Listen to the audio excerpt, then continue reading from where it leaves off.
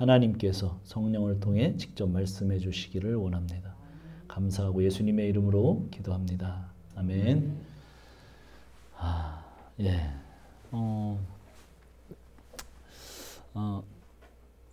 우리가 이제 거의 마지막 부분에 왔죠.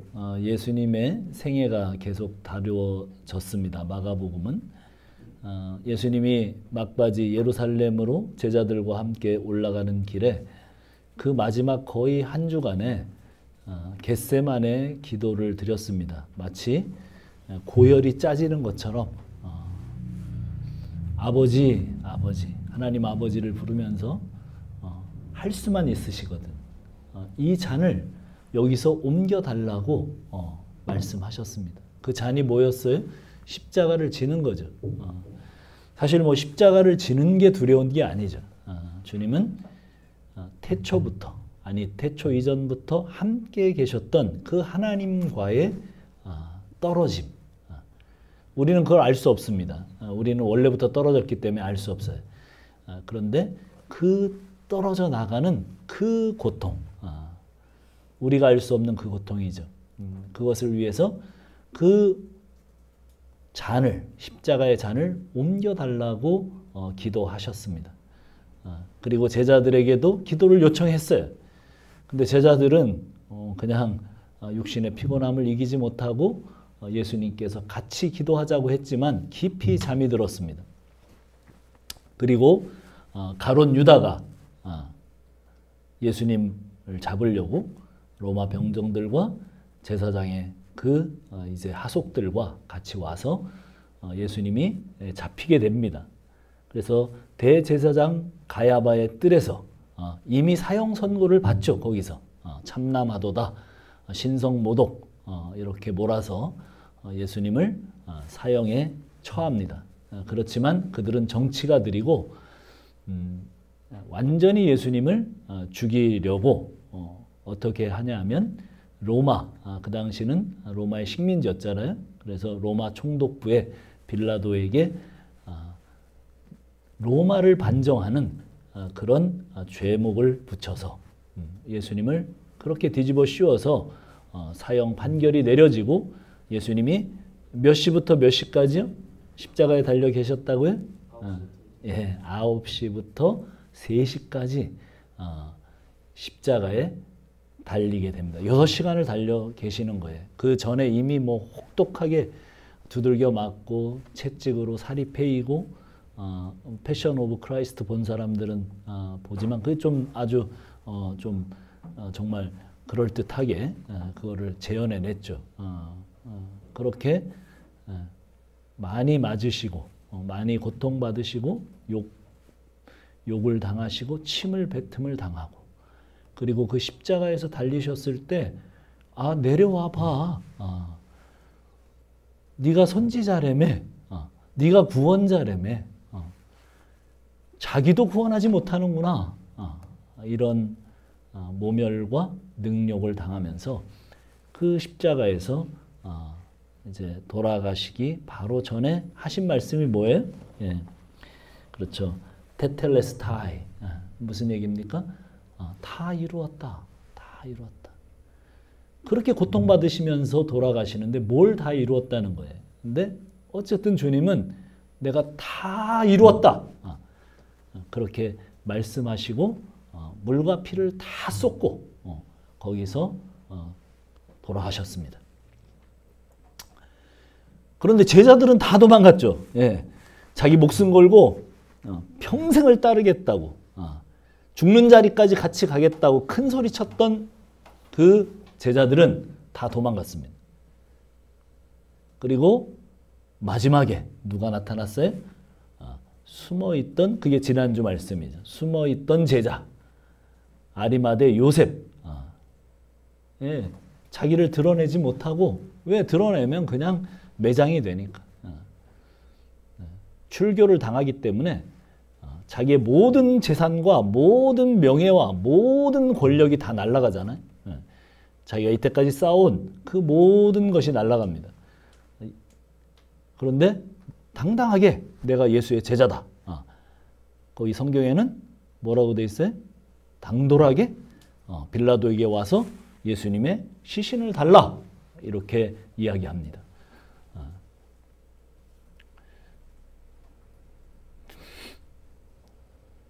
예수가 돌아가셨는데 모르는 척하면 자기의 재산, 공회원이라는 권력, 그리고 민중들로부터 받던 명예 모두 유지될 텐데 예수의 제자라고 그렇게 드러내고 나옵니다. 사실은 이렇게 십자가에 달려서 처참하게 죽은 예수를 어떻게 믿을 수 있을까? 근데 예수가 죽었는데 니고데모나 아리마대 요셉은 자기가 예수의 제자라고 그렇게 당당하게 나옵니다. 사실은 예수를 믿는다고 하면 높아지고 존경을 받고 부자가 된다는 그런 유의 복음이 있습니다. 그런 식으로 복음을 전하죠. 그런데 사실은 그렇지 않죠. 예수님은 처참하게 십자가에 돌아가시고 같이 십자가에 돌아갈 사람들이 제자가 되는 거예요.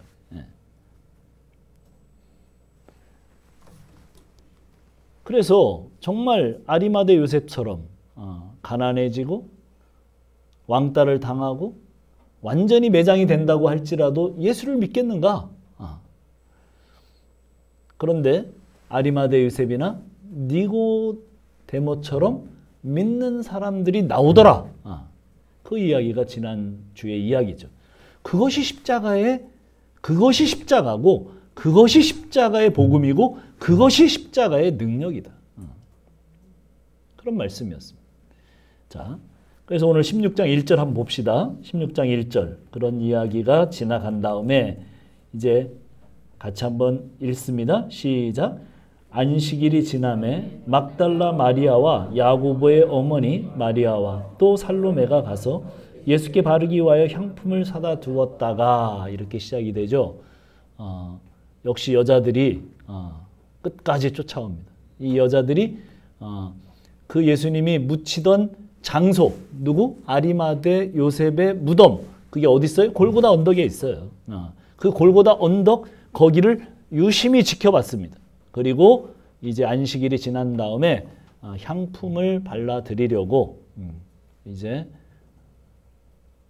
동굴을, 그 무덤이 동굴이죠. 이렇게 큰 돌문, 몇백 킬로 되는 그런 돌덩어리로 막혀있는 돌문이에요. 그러니까 이 여자들이 거기로 가면서 그 사랑하는 주님, 평생을 자기들이 따라다니면서 그렇게 열렬히 사랑하고 또 따랐던 그 예수님, 그 예수님을 어떻게 하면 마지막 그 시신을 처리할 수 있을까? 이렇게 갔습니다. 그런데 오늘 본문에 보니까 뭐라고 돼 있어요? 이미 돌은 굴려져 있고 거기에 어떤 젊은 청년이 있었어요. 다른 본문에 의하면 그 청년은 누굽니까? 천사예요. 천사. 천사가 거기에 앉아 있었어요. 그리고 두려워하는 그들에게 말했습니다. 십자가의 예수를 무덤에서 찾는구나. 예수님은 십자가 지시기 전에 뭐라고 말씀했어요? 내가 다시 살아날 것이다. 이렇게 몇 번이고 제자들한테 얘기를 했어요. 그러나 이 말씀을 아무도 믿지 않았어요. 제자들뿐만 아니라 마지막 무덤까지 온 주님을 진심으로 사랑하고 따랐던 여인들조차 예수께서 십자가의 고난을 당하시고 3일 만에 부활한다는 그 말씀을 믿지 않았습니다. 그래서 무덤으로 찾아온 거죠. 부활하셨다고 만약에 생각했으면 무덤으로 안 왔겠지. 그런데 그 무덤을 찾아왔습니다.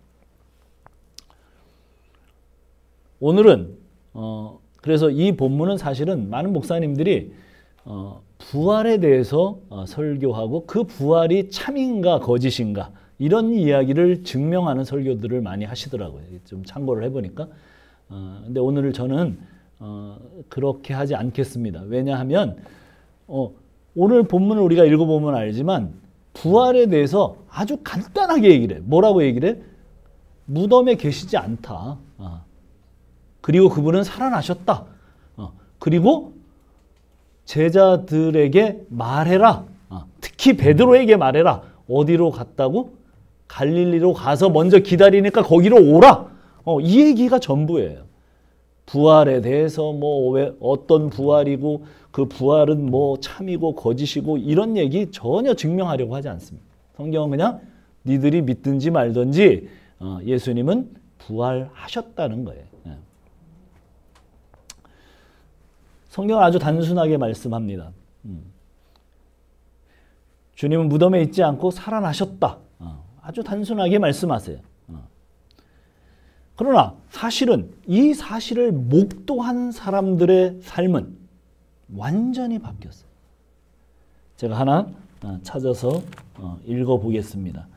이 부활을 경험한 사람들, 부활을 경험한 사람들이 이렇게 얘기합니다. 오늘 우리가 찬양도 많이 불렀는데 찾지 마시고 제가 읽을 테니까 한번 들어보세요. 고린도서 15장 51절부터입니다. 보라 내가 너희에게 비밀을 말하노니 우리가 다 잠잘 것이 아니요 마지막 나팔의 순식간에 호련히 다 변화되리니 나팔 소리가 나매 죽은 자들이 썩지 아니할 것으로 다시 살아나고 우리도 변화되리라. 이 썩을 것이 반드시 썩지 아니할 것을 입겠고 이 죽을 것이 죽지 아니함을 입으리로다. 이 썩을 것이 썩지 아니함을 입고 이 죽을 것이 죽지 아니함을 입을 때에는 사망을 삼키고 이기리라고 기록된 말씀이 이루어지리라. 사망아 너의 승리가 어디 있느냐? 사망아 내가 쏘는 것이 어디 있느냐? 사망이 쏘는 것은 죄요 죄의 권능은 율법이라. 우리 주 예수 그리스도로 말미암아 우리에게 승리를 주시는 하나님께 감사하노니 그러므로 내 사랑하는 형제들아 견실하며 흔들리지 말고 항상 주의 일에 더욱 힘쓰는 자들이 되라. 이는 너희 수고가 주 안에서 헛되지 않은 줄 알미라. 바울이 뭐라고 그래요?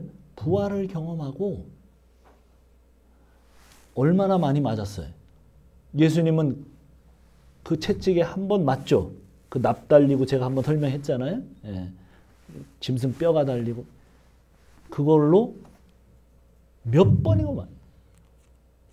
예. 그 사람은 우리말로 말하면 서울대학을 나오고 하버드 대학원을 나오고 그 다음에 더 좋은 곳에서 박사학위를 받은 그런 사람. 예. 그 사람은 아주 부자였고 태생 때부터 로마 시민권을 가질 정도로 부와 명예와 권력과 그리고 모든 것을 갖고 있었던. 근데 그가 예수를 만나고 어떻게 됐어요? 그렇게 태장으로 40배 감한매 39대를 5번이나 맞고. 왜 40대를 안 때려요? 그거는 짐승에게나 할 짓이다 그래갖고 태장으로 39대만 때려요. 그래서 거의 사람들이 보기에 죽었어요. 그래서 성 밖으로 내던졌어요. 그런 일을 한두 번 당한 게 아니에요. 그런데 그가 어떻게 말합니까? 그 모든 것들이 기쁨이에요. 왜 그럴까요?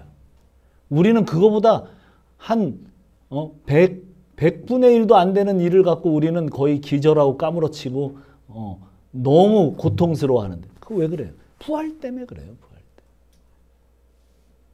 영원한 생명이 자기에게 들어왔고 그 영원한 영생의 생명이 자기와 함께하기 때문에 그의 인생관과 가치관은 뭐냐면 미래로부터 현재를 어떻게 해요? 인식해요. 우리는 과거로부터 현재를 인식해요. 남들이 나한테 잘못한 거, 뭐 한 거, 뭐 상처 어쩌고 저쩌고 우리는 다 이렇게 해석이 돼요. 근데 이 사람은 어떻게 되냐면 부활하신 영원하신 생명이 내 안에 들어왔기 때문에 미래로부터 현재를 지금 어떻게 해요? 파악해요. 그런 사람은 이렇게 살 수 있어요. 세상이 감당할 수가 없어요. 세상이 이길 수가 없어. 예, 영혼을 살고 있는데 부활을 살고 있는데 부활이 진짜냐 가짜냐 이런 데 관심 없어요. 성경. 그냥 그 부활을 경험한 사람들이 어떻게 살아나가는가가 사도행전. 그 사도행전이 오늘 우리에게까지 온 거예요. 우리가 진짜 주님의 제자라면 우리는 그렇게 살 수 있어요.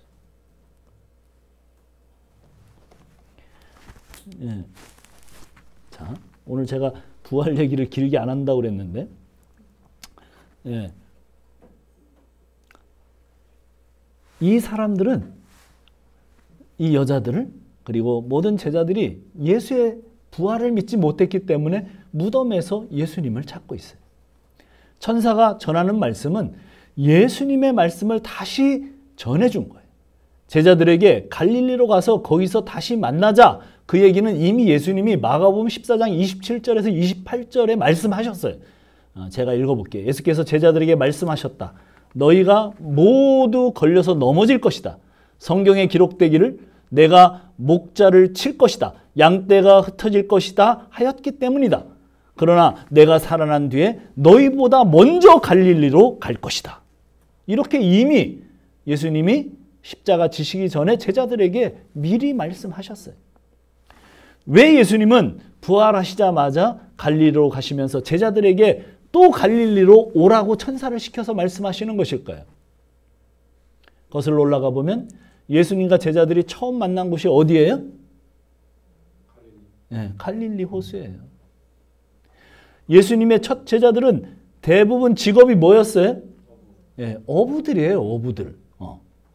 자, 어부들 뭐 그렇게 좋은 직업 아니죠. 네, 몸을 쓰는 아주 고된 그런 직업이에요. 그들이 예수님 처음 만날 때 장면이 뭐냐면 밤새도록 물고기를 잡았는데 한 마리도 못 잡았어요. 우리가 인생 살아가다가 그런 일들을 당해봐요. 1년 내내 임용고시를 준비했는데 떨어져요. 허탕을 친 거죠. 허탕. 열심히 뭘 수주를 받아서 일을 했는데 돈을 못 받아. 뭐 그런 일들이 생기잖아요. 우리 인생 가운데. 정말 허탈한 그런 순간에 예수님이 나타나셨어요. 예수님은 30살 먹은 목수예요. 목수. 근데 그 목수가 와서 하는 말이 목수는 대패질이나 잘하겠지. 근데 깊은 데로 가서 그물을 던지라는 거예요. 그래서 그 예수님의 말씀을 듣고 깊은 데로 가서 그물을 던졌더니 배가 가라앉을 정도로 물고기가 잡혔어요. 그래서 베드로가 내려와서 뭐라고 그럽니까? 주여 나를 떠나소서. 물고기 많이 잡혔는데 원래 베드로 같으면 어떻게 했을 것 같아요? 주여 동업합시다. 당신은 다 하시는군요. 여기를. 그러니까 어디에 물고기 있는지 다 하니까 말씀만 해주시면 우리가 다 건져서 잡겠습니다. 이랬을 텐데 갑자기 베드로가 이상한 소리를 하죠. 무릎을 꿇으면서 주여 나는 죄인입니다. 나를 떠나서. 나는 죄인이라는 거 우리가 수련회를 통해서 들었죠. 내가 죄인이라는 걸 발견하는 순간이 주님을 만나는 순간이에요. 제 전화기인데 좀 가서 누가 처리를 좀 해주시면 좋겠어요.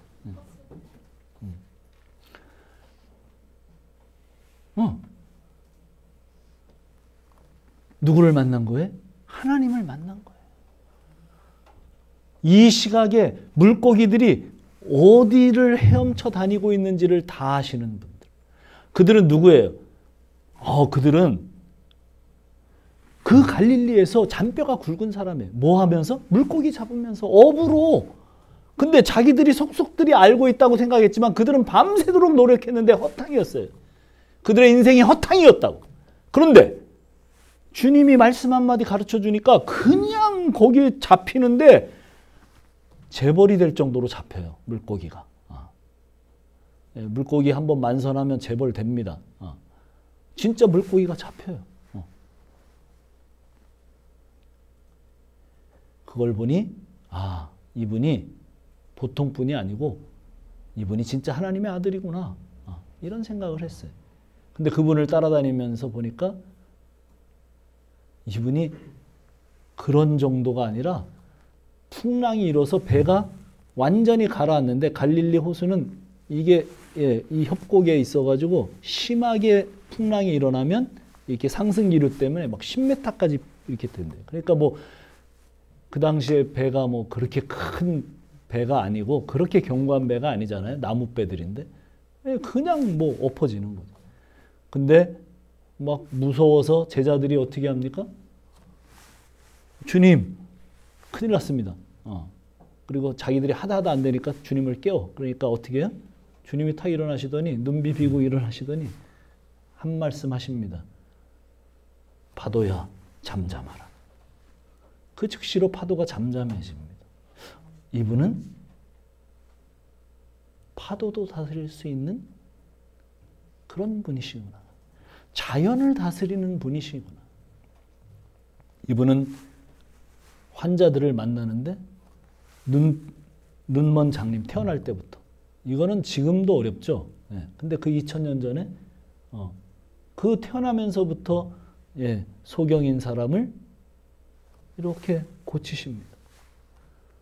벙어리의 입을 여십니다. 기머거리가 듣습니다. 그분은 그냥 그 정도가 아니죠. 죽은 사람을 죽은 나사로야 나와라 그러면 나와요.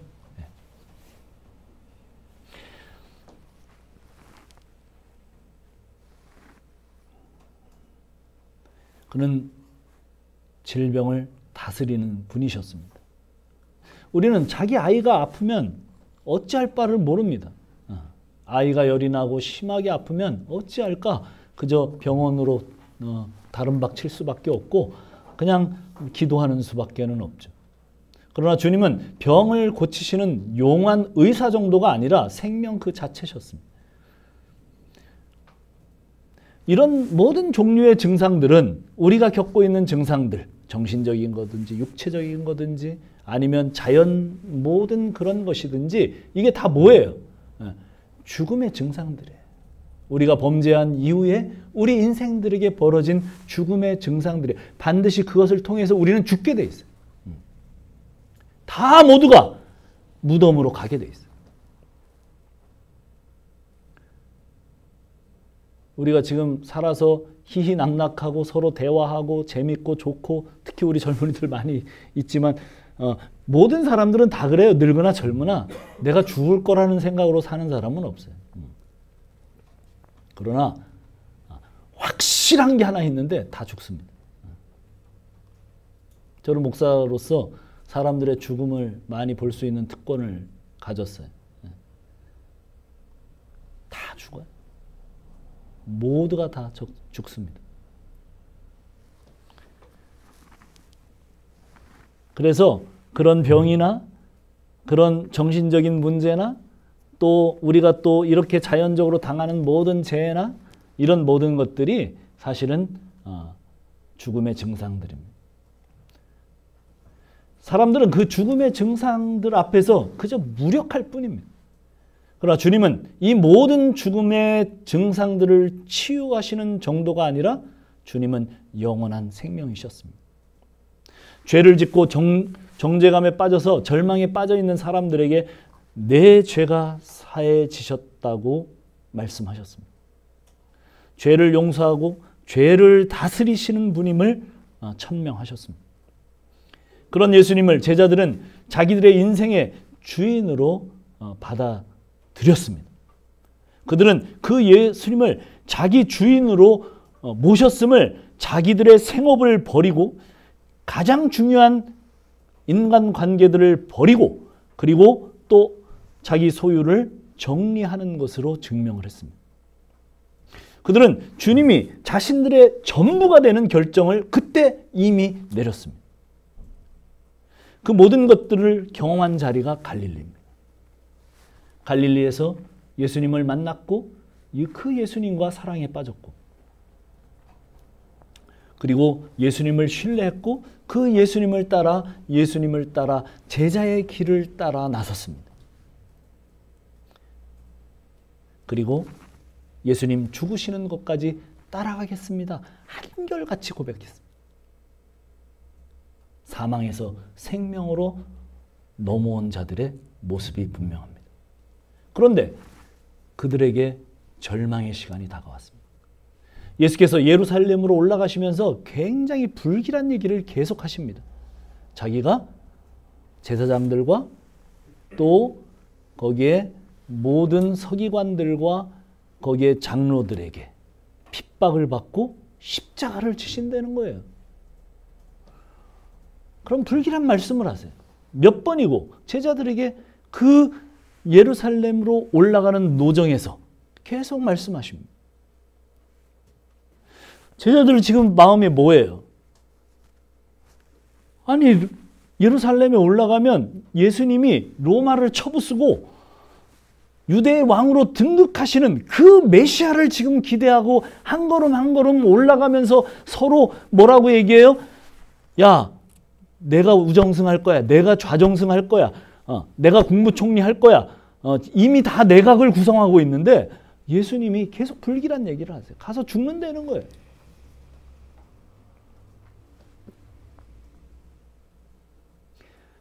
그리고 너희들이 기대하는 것처럼 나는 그런 것을 하러 온 사람이 아니야. 나는 죽고 3일 만에 부활해서 하늘 보좌에서 전 우주의 왕이 되기 위해 나는 온 사람이야. 유대인의 왕으로 온 것이 아니라는 의미였어요. 만왕의 왕. 그러나 제자들은 그 말씀을 이해하지 못해요. 그들의 마음속에는 자기들의 큰 꿈, 큰 비전이 이미 자리 잡고 있었어요. 제자들은 자기의 뜻, 자기의 생각대로 이 모든 상황이 돌아가지 않자 더욱 자신들의 자아가 살아납니다. 그리고 자신들의 필요를 채우는 데 혈안이 됩니다. 예수님이 전부였고 주님만 순종하고 가겠다던 그들에게 절망의 순간이 그렇게 찾아왔습니다.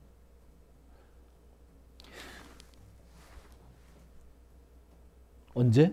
예수님이 십자가에 못 박혀 죽는다고 말씀하신 그 순간 그들의 속내가 다 드러났습니다. 그 속내가 죽어야 하는데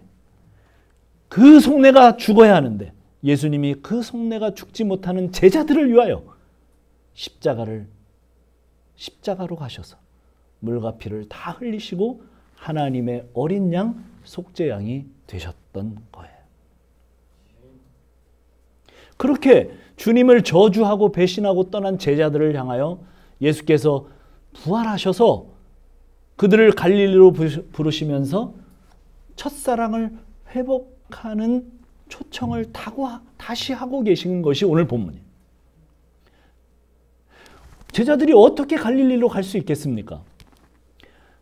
예수를 철저하게 부인하고 배신하고 저주하고 그랬던 그들이 어떻게 갈릴리로 갈 수 있겠어요? 우리 속담에 그런 거 있잖아요. 벼룩이도 낯짝이 있다. 벼룩이 보셨습니까? 벼룩이 이렇게 보려면 정말 돋보기 갖다 봐야 보일 정도로 작은 그런 곤충이잖아요. 근데 거기도 낯짝이 있대요.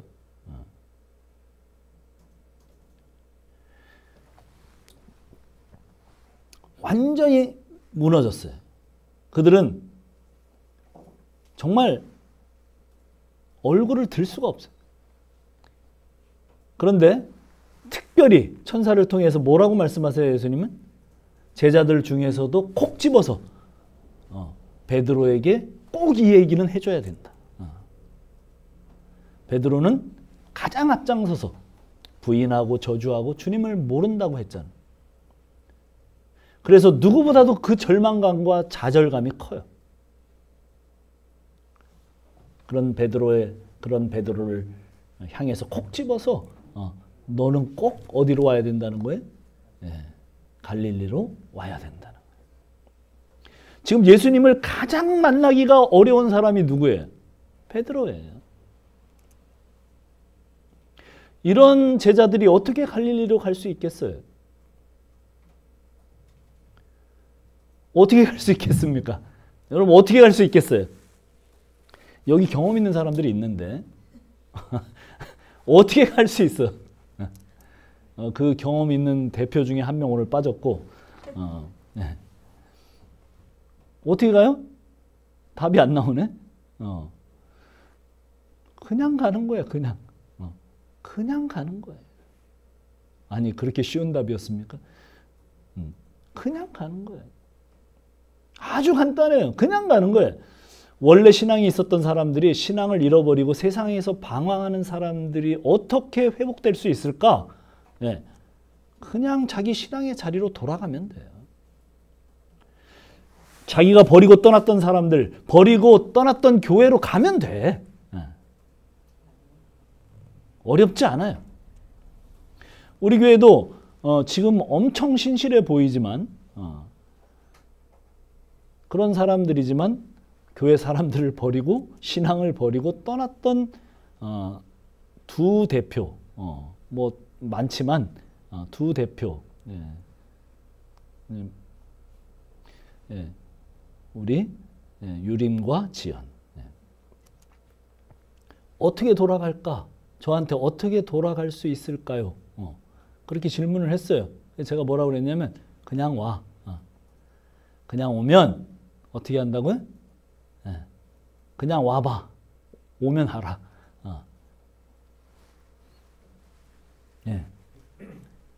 그냥 돌아왔어요. 그랬더니 어떻게 해요? 모두 다 너를 기다리고 있었어요. 제가 그랬어요. 다 너를 기다리고 있단다. 예수님 뭐라고 하셨어요? 그냥 갈릴리로 와. 다른 복음서에 보면 요한복음에 예수님은 갈릴리 해변에서 조반을 만들어 놓고 제자들을 기다리고 계세요. 그 장면이. 제발 그냥 와. 네가 할 수 있는 것은 아무것도 없어. 생각해봐야 번민만 하겠죠. 생각해봐야 올 수 없는 조건들만 생각나겠죠. 내가 너를 다시 태어나게 할 수 있는 존재란다. 그냥 와. 예수님은 갈릴리에서 기다리고 계세요. 첫사랑을 다시 회복시켜주고 싶어서 그냥 거기로 오라는 거예요. 아무 조건도 없어요. 요즘에도 교회로 돌아오고 싶어하는 형제 자매들이 있고 실제로 돌아오고 있는 형제 자매들이 있어요. 그분들께 말해주고 싶어요. 주님의 말씀이에요. 그냥 와라. 그냥 예수님이 다 하시고 너는 오기만 하면 된다는 거예요. 누가복음 15장에 탕자 이야기가 나오죠. 아버지가 돌아가시면 저한테 유산 상속하려고 한 거 미리 주세요. 정말 싸가지 없는 거죠. 왜 빨리 안 주고 뭐 이런 얘기예요 거의. 불효를 저지르면서 살아계신 아버지로부터 모든 유산을 상속받아서 허랑방탕하게 살았습니다. 큰아들의 증언에 의하면 그 많은 돈을 창기들과 다 허비했다고 그랬어요. 유산을 받았던 그 모든 재산을 다 술집에 여자들에게 뭐 하여간 이렇게 저렇게 다 돈을 날려버리고 떨어지자 남의 집 노예가 됐는데 유대인들은 절대 할 수 없는 직업, 그게 뭐예요? 돼지 치는 거예요. 돼지를 먹지도 않지만 돼지를 치면 안 돼요. 근데 돼지를 치면서 살았는데 먹을 것이 너무 없어서 돼지 사료인 쥐엄 열매, 똥 냄새가 납니다. 제가 실제로 맡아봤는데 열매 냄새가 완전 똥 냄새. 근데 그것조차도 먹을 게 없어서 돼지와 그 먹는 것을 경쟁하게 되는 신세가 됐어요. 그렇게 살고 있는데 어느 날 아버지 생각이 났어요. 내 아버지 집에는 품꾼들도 이것보다는 훨씬 낫게 사는데 아버지 집을 그리워하며 아버지께 가고 싶지만 탕자의 마음속에 아버지를 배신하고 아버지 재산 다 날려버리고 쫄딱 망한 상태로 아버지 마음 상하게 해놓고 이런 고민으로 주저하고 있는데 너무 고통과 절망 가운데 이런 생각을 하고 있는데 이런 생각이 또 들었어요. 아버지가 아들로 받아주지는 않는다고 해도 품꾼으로는 써주실 거야. 이런 생각을 하고 그래. 그 무거운 발걸음으로 아버지 집으로 발걸음을 옮겨요. 그 아버지는 사실은 어때요? 늘 기다리고 계셨죠. 탕자가 먼 발치에서 얼굴을 알아볼 수 없을 정도의 거리인데도 아버지는 아들인 것을 알아요. 왜요? 늘 그곳에 계셨어요. 아들이 돌아오기를 목을 빼고 기다리고 계셨어요. 한눈에 아들을 알아보고 달려가서 맨발로 달려가서 아들을 품에 안고 입 맞추고 종들에게 말합니다. 우리 집에서 큰 잔치가 베풀어져야 된다. 죽었던 아들이 돌아왔다. 목욕을 시키고 제일 좋은 옷을 입히고 반지를 끼웁니다. 이 반지의 이름이 뭐예요? 절대 반지. 조커를 못 알아듣. 네. 내 아들이라는 표현. 누구의 아들? 전 우주를 지으신 하나님의 아들이라는. 하나님, 전 우주의 주인이신 하나님 아버지의 아들이 되어서 존귀하게 살아갈 수 있도록 해주는 거예요. 이 아버지의 모습이 갈릴리에서 제자들을 부르면서 제자들을 어떻게 해요?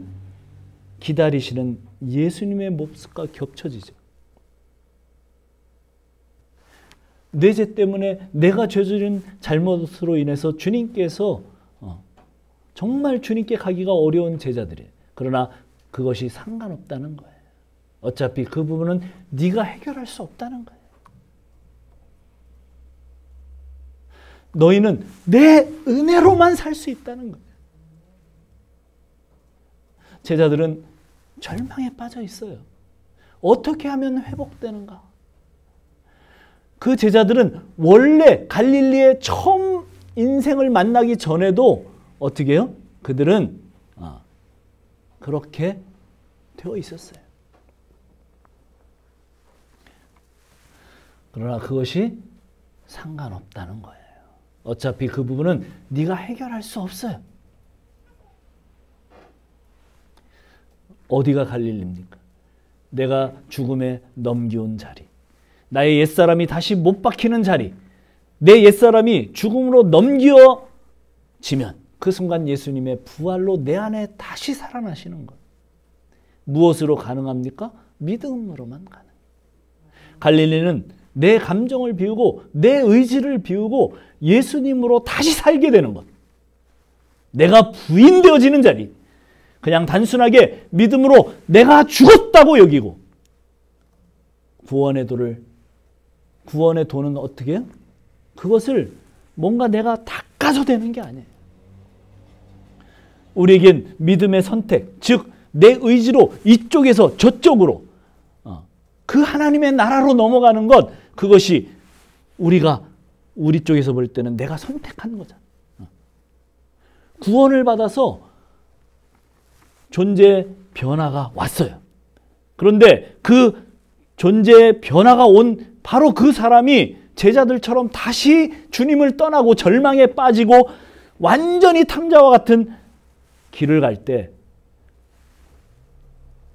존재가 변화된 그 존재답게 살 수 있는 그 순간도 뭐예요? 믿음으로 선택하는 거예요. 그냥 갈릴리로 돌아가는 거예요. 신앙은 믿음으로 시작해서 믿음으로 계속 가는 거예요. 믿음으로 구원받고 믿음으로 변화되는 존재가 되는 거예요. 내가 노력해서 되는 게 아니에요. 그거 할 수 없어요. 내가 돌을 닦고 내가 열심히 뭔가를 그것을 한번 갚아보기 위해서 노력하고 또 노력해서 되는 게 절대 아닙니다. 처음에 주님 만날 때 어떻게 했어요? 안 됐잖아요. 그냥 깊은 데 가서 던져. 그래서 그 말씀 의지해서 가서 던졌어요. 그랬더니 어떻게 해요? 기적이 일어났어요. 그런데 그렇게 주님 만난 그들이 주님 따르면서 너무 좋았는데 계속 자기 꿈과 자기 비전으로 자기들을 이끌어 갔기 때문에 결국은 절망을 만나게 된 거잖아요. 자, 그 자기가 부인되어질 때 부활의 생명, 부활의 존재로 사는 길이 열립니다. 그 누림은 주님과의 연합의 축복이에요. 주님이 부활하셨습니다. 우리도 부활했습니다. 그렇다면 우리가 그걸 누리고 살아야 돼요. 베드로에게 네가 날 사랑하느냐? 나만 사랑하니? 나만 의지하겠니? 그 요한복음 마지막에 그렇게 펼쳐지잖아요. 우리도 부활 안에서 살아가기를 원하는 주님께서 물으십니다. 이누가 네가 놀라. 네가 날 사랑하니? 나만 사랑하니? 나만 의지하겠니? 그리고 마지막으로 베드로가 그렇게 대답하죠. 주님 사랑하시는 줄 주님이 아시잖아요. 그 주님 뭐라고 말씀하십니까? 너는 나를 따르라. 내 양을 먹이고 내 양을 치고 너는 나를 따르라. 어떻게 하면 우리 예수님만 따를 수 있겠습니까? 우리는 그렇게 할 능력이 없습니다. 그 초청하시는 그 말씀 듣고 믿고 또 그 믿음의 걸음을 옮기는 것. 그런 자들에게 주님은 뭐라고 최종적으로 복음서들이 결론을 내립니까? 그러면 이제 만민에게 복음을 전파하라. 그렇게 말씀해 주십니다.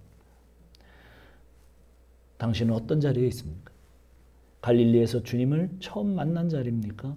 아니면 신앙의 방황을 통해서 다시 그 처음 갈릴리로 부르시는 오늘 그 자리입니까? 아니면 믿음으로 이제 모든 족속으로 제자를 삼으라는 그 자리입니다. 이 모든 말씀을 듣고 믿음의 발걸음을 옮기는 자리가 되어지기를 축복합니다. 기도하겠습니다.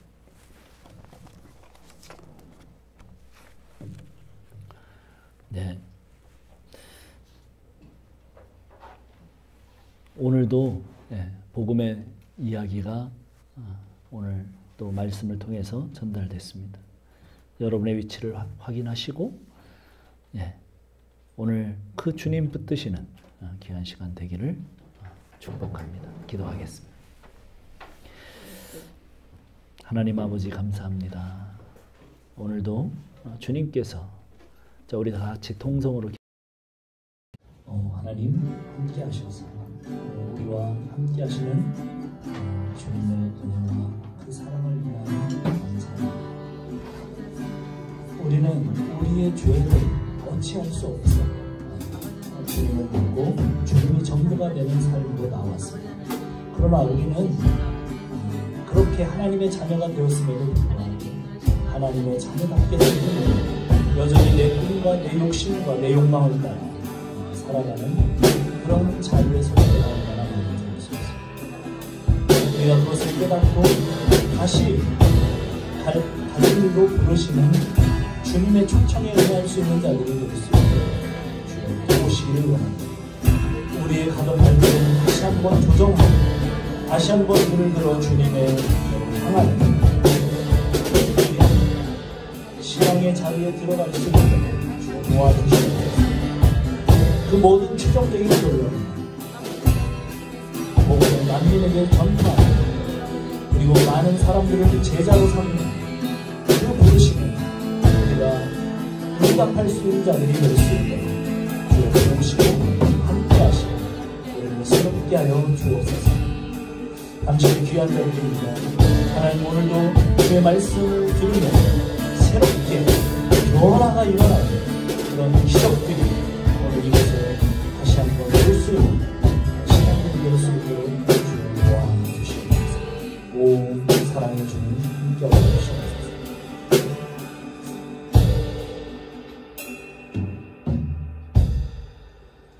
우리 전사님 찬양과 함께 축도하고 마치겠습니다. 함께 내 영혼의 그 깊은 데서 찬양하겠습니다.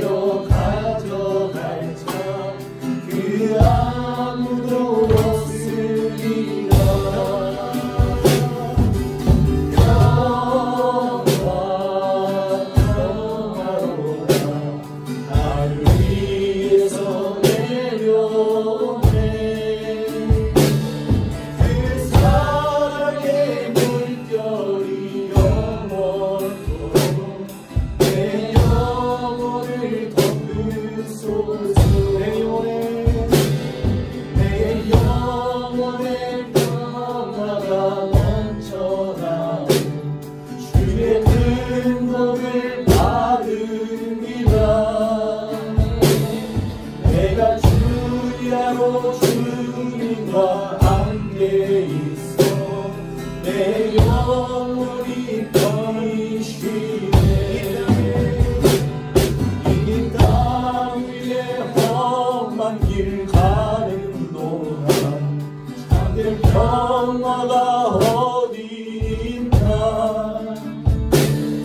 주님 모두가 예수를 친구 삼아 참 평화를 누리겠네.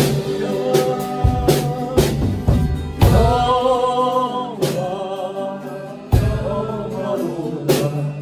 하늘 위에서 내려오네.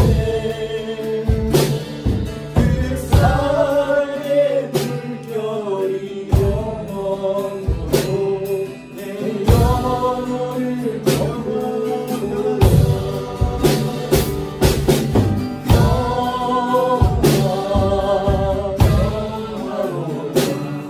하늘 위에서 내려오네. 그 사랑의 물결이 영원토록 내 영혼을 덮으소서. 그 사랑의 물결이 영원토록 내 영혼을 덮으소서.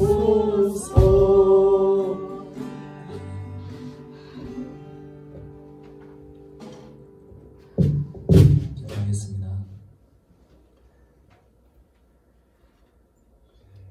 우리에게 평화가 없습니다.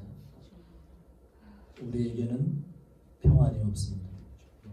그러나 영원한 생명과 부활이신 주님이 우리 안에 들어왔다면 이제 우리에게는 걷잡을 수 없는 하늘 평안과 하늘 평화가 우리를 사로잡습니다. 그래서 우리는 넉넉히 이 세상을 이기고도 남고 그 부활의 생명으로 부활 안에서 영원히 부활로 이어지는 그 가장 아름답고 고귀한 그 생명 가운데 늘 주님을 찬양하는 자리에 있게 될 것입니다. 주님을 찬양합니다. 생명과 부활 되신 주님을 찬양합니다. 그리고 그 생명과 부활을 우리에게도 수여하신 그 주님을 찬양합니다. 이제는 우리 구주 예수 그리스도의 그 십자가의 속량 그리고 부활, 그 속량과 부활을 아들을 십자가에 못 박기까지 주신 우리 하나님의 한량없으신 사랑, 이 모든 것들을 우리가 이해하고 받아들이고 그렇게 살 수 있도록 인도하신 성령님의 감화 감동 교통하시는 은혜가 이후로부터 영원까지 우리 사랑하는 중문 가족들 머리 위에 영원토록 함께 하실지어다. 아멘.